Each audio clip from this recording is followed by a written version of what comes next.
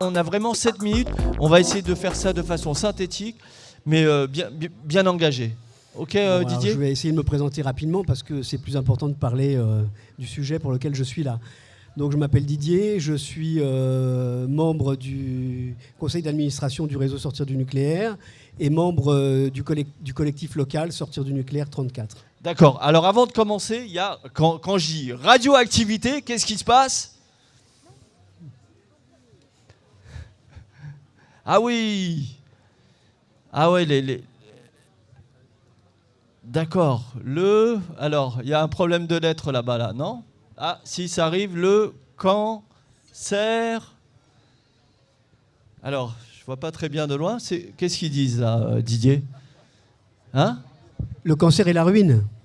Le cancer et la ruine. Comme quoi les lettres disent la vérité. Ouais.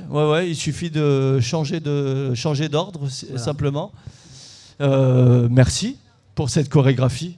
Alors, ce qu'on peut dire, c'est que c'est le cancer et la ruine, bien sûr en cas d'accident, mais pas seulement. Parce que, par exemple, dans un rayon de 5 km autour des centrales nucléaires, il y a 2 fois plus de leucémie infantile que dans le reste de la France. Donc, le nucléaire, c'est l'énergie, c'est une énergie mortifère, même au quotidien. Et pas seulement en cas d'accident. C'est-à-dire qu'on nous dit pas mal de mensonges, en fait. Ah oui, on nous dit que des mensonges et on va bientôt nous en dire encore plus parce que ça va bientôt être le démarrage de la COP21 et EDF est en train de lancer des publicités comme quoi le nucléaire est une énergie non carbonée. Alors déjà, c'est le premier mensonge qu'on peut remettre en cause, c'est que si le fonctionnement des centrales émet moins de carbone, bien entendu, qu'une centrale à charbon, forcément, le nucléaire émet des émissions de gaz carbonique, déjà au niveau de l'extraction. Les mines d'uranium sont des mines particulièrement émettrices de gaz carbonique et polluent les nappes phréatiques, pourrissent des paysages pendant des centaines d'années, des dizaines d'années en tout cas. Et puis les transports, il y a quantité de transports en France et dans le monde entier de déchets nucléaires, mais pas seulement, de l'uranium extrait. Et puis, il y a bien sûr les déchets, la construction des centrales. Tout ça, ça émet beaucoup de gaz carbonique. Le démantèlement, on voit qu'il y a une centrale en France qu'on essaie de démanteler, on n'y arrive pas.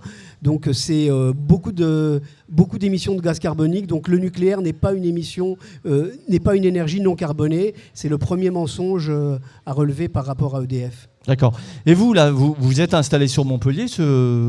Et qu'est-ce que vous faites concrètement, en fait ? Moi, j'ai envie de savoir. Nous, en fait, on fait un certain nombre de choses. C'est-à-dire ? On reprend à notre compte des campagnes qui sont des campagnes nationales qu'on décline localement. Par exemple, quand il y a une campagne pour la fermeture des réacteurs de plus de 30 ans, on occupe les places publiques, on informe les gens, on fait signer des pétitions, on organise des débats et des films avec le cinéma Utopia, par exemple. Et puis, on agit localement. Il faut savoir que localement, il y a d'anciennes mines de déchets qui sont près de l'EDEV. Donc, on a fait un travail d'information, on a fait une vidéo qui est en ligne. Et puis, on a une usine qui est une usine très importante. C'est la plus grosse usine au monde de transformation d'uranium, qui est l'usine de Malvézy, qui est aux portes de Narbonne, à 3 km de Narbonne. Donc on est beaucoup intervenu sur cette usine, on a distribué des tracts, on a bloqué l'usine, et on a même bloqué un camion du F4, qui est le premier stade de transformation d'uranium en France, pour informer les populations. D'accord. Et aujourd'hui, les personnes qui vous accompagnent dans cette lutte sont qui ? Quel type de profil qu'on retrouve ? Le profil des militants ? Ouais. Ils sont derrière, donc ce sont il y a des citoyens de tous les profils, on va dire, il y a des gens probablement qui sont au chômage, il y en a qui travaillent dans la fonction publique, il y en a qui travaillent, on a un menuisier, c'est tout quoi, voilà, ce sont des gens de la vie de tous les jours. De la vie de tous les jours. Mais qui sont, qui sont sensibilisés par cette problématique. D'accord. Alors, Didier, ça va très vite, hein, on est déjà au bout des 7 minutes. Les gens, quand ils viennent ici sur cette belle journée organisée par Alternativa, qu'est-ce qu'ils viennent vous dire ? Qu'est-ce qu'ils viennent vous raconter ? Qu'est-ce qu'ils attendent de vous ? Bon, alors moi, j'ai pas tenu le stand, donc je ne sais pas ce que les gens ont demandé au stand, mais ils viennent chercher bien sûr de l'information. Ce qu'on nous dit parfois, c'est que ici, c'est le village des alternatives, alors que nous, on est dans la dénonciation. Mais la création des nouvelles énergies, ça commence sans doute par refuser celles qu'on nous impose. Donc voilà, on est là pour expliquer les dangers du nucléaire. On est là pour dire aux gens qu'on ne sortira du nucléaire que s'il y a une très très grande mobilisation. Donc il faut que les gens nous rejoignent. Et puis on essaye aussi de faire ça dans la bonne humeur. Donc on a créé un tripode, je ne sais pas si vous l'avez filmé. Donc le tripode, c'est un très bel outil de la désobéissance civile, puisqu'on peut le mettre devant une usine, devant une centrale nucléaire, devant une route pour arrêter un camion. Ça nous permet de tenir pendant 3-4 heures avant qu'on vienne nous déloger. Donc ça a un petit côté aussi amusant, un peu fun.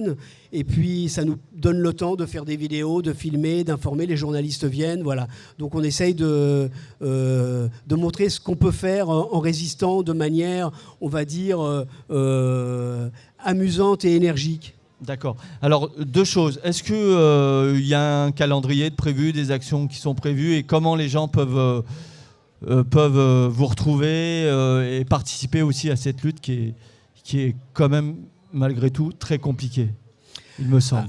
Très compliquée. Oui, bah, c'est sûr que c'est une lutte compliquée parce qu'on est face à un lobby très puissant et c'est une énergie qui est très centralisée, donc qui... Si tu peux parler, les gens entendent. Voilà. Là-bas. Donc, qui est loin souvent qui apparaît loin des considérations quotidiennes des gens. Hein. Mais donc, il faut savoir qu'on est quand même dans un pays où il y a 58 réacteurs. Il y en a 33 qui ont dépassé les 30 ans d'âge. Et le risque d'un accident majeur en France, il est inquiétant. Voilà, donc les gens peuvent nous rejoindre. On tient une réunion tous les premiers lundis de chaque mois à la librairie Scrupule à Montpellier. Les gens peuvent taper sortir du nucléaire 34 sur un moteur de recherche et ils arriveront sur notre site. Il y aura toutes les informations. Ils peuvent nous écrire. On a besoin de monde. On est à l'aube de la COP21.